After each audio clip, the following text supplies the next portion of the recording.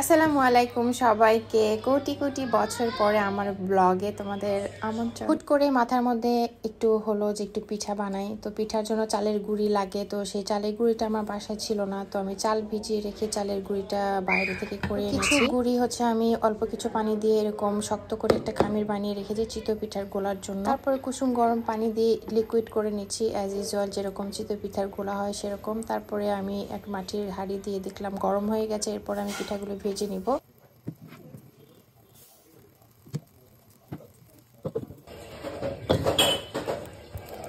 এইবারের পিঠাগুলো অনেক বেশি ফুলকো আর অনেক বেশি সফট হয়েছে, কারণ আজকের পিঠাগুলোর গুঁড়াটা ছিল হলো সিদ্ধ চালের।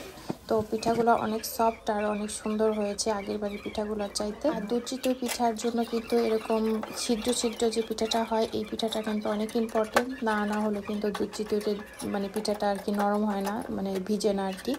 তো সুন্দর করে সবগুলো পিঠা আমি বানিয়ে নিয়েছিলাম। আমার একটু গোলাটা কম হয়ে গিয়েছিল, তো পরবর্তীতে আমি আবার গোলা বানিয়ে আবার কিছু পিঠা বানিয়ে নিয়েছি। টোটাল আমি 30টা পিঠার মতো ভেজেছি। তারপরে হলো আমি সিরাজগঞ্জ থেকে আসার সময় গুড় নিয়ে এসেছিলাম। গুড়গুলা কিন্তু আসলে দুধে দিলে দুধ ফেটে যাওয়ার সম্ভাবনা একেবারেই কম থাকে, খুবই ভালো গুড়। তো আমি এটা দিয়ে হচ্ছে আজকে পিঠাটা বানাবো। তো ছোটো ছোটো টুকরা করে নিলাম, আর কিছু গুড় হচ্ছে আমি জাল দিয়ে এরকম লিকুইড করে নিয়েছি। গুড়টা নামিয়ে রেখে আমি এখন এখানে দুধ ঢেলে নিচ্ছি। আমি একটা বড় পাতিল নিয়েছি। এত বড় পাতিলটা কেন নিয়েছি, কারণ যতবারই আমি দুধ জাল দিতে যাই ততবারই হচ্ছে দুধ হচ্ছে বলক খেয়ে পড়ে যায়। সেইটার জন্য একটু বড় হাঁড়ি নিয়েছি, যাতে মানে দুধটা না পড়ে যায়। তো আমি এখানে 2 লিটার দুধ নিয়েছি। সুন্দর করে দুধটা জ্বালিয়ে ঘন করে নেব একটু। ভালো করে নেড়ে চেড়ে দুধটা ঘন করে নিয়েছি। আর ওই উপরে দেখো কত সুন্দর সর পড়েছে। তারপরে হচ্ছে এর মধ্যে আমি গুড় দিয়ে দিয়েছিলাম হচ্ছে 3 কাপের মতো। তোমাদেরকে আমি 1 কাপ গুড় দেওয়াটা দেখিয়েছি, আরগুলো দেখাতে পারিনি কারণ ওটা আমি স্কিপ হয়ে গেছে আর কি আমার ভিডিওতে।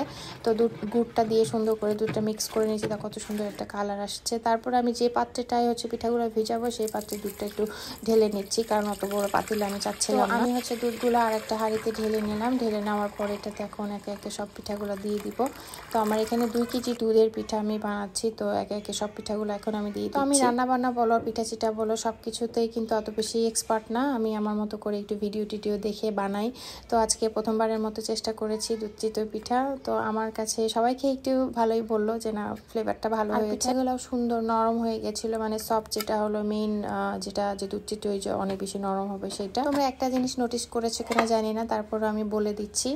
আমি হচ্ছে এই দুধ দিয়ে যখন জ্বালানো হয়েছিল এটাতে কিন্তু কোনো ধরনের মশলা ইউজ করি না। আমার কাছে দুধ জাতীয় কোনো মিষ্টি খাবারে মশলার ফ্লেভারটা আমার কাছে ভালো লাগে না। আর তোমরা একবার এরকম মশলা ছাড়া দুধ জ্বালিয়ে দুধ চিতই পিঠা বানিয়ে খেয়ে দেখো, অনেক বেশি ভালো লাগে। দুধের যে একটা অরিজিনাল ফ্লেভার আছে সেই ফ্লেভারটা থাকে, অনেক ভালো লাগে খেতে। দুধটা আর একটু সুন্দর করে ঘন করে নিলে সেই ফ্লেভারটা আরো স্ট্রং হয়, খুবই ভালো লাগে। তো আমার দুধ চিতই বানানো শেষ। তো এটাকে আমি ঢাকা দিয়ে রেখে দিব ওভার দ্য নাইট। তো এটা সকালবেলা অনেক বেশি সুন্দর অ্যান্ড সফট হবে। ভিডিওটা এখানে শেষ করছি। ভালো লাগলে অবশ্যই একটু শেয়ার করে দিও।